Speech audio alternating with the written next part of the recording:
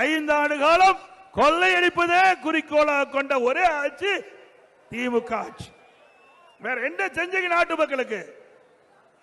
பல முறை சட்டமன்றத்தில் எச்சரிக்கை விட்டேன்.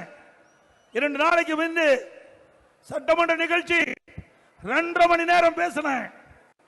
இந்த முதலமைச்சர் சட்டமன்றத்துக்கு வரல, ஓடி ஒளிந்து கொண்டார். திறமை தில்லு திராணி தெம்பு இருந்தா நான் கேட்கிற கேள்விக்கு பதில் சொல்லிட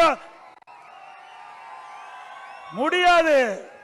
சரக்கில்லாத மனிதர், பொம்மை முதலமைச்சர், திறமையற்ற முதலமைச்சர்.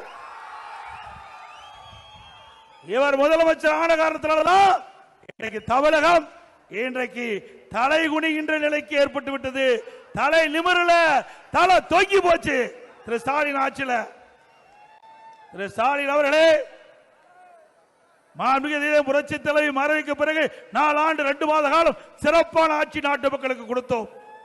எவ்வளவு பிரச்சனை நீங்கள் உருவாக்கி தந்தீர்கள், எங்களுடைய அரசுக்கு எவ்வளவு இடையூறு செய்தீர்கள், அத்தனையும் மக்களுடைய துணை கொண்டு, கழக நிர்வாகிகள் துணை கொண்டு அதை தவிடுபடி ஆக்கி சிறப்பான ஆட்சி கொடுத்த அரசாங்கம் அதிமுக அரசாங்கம்.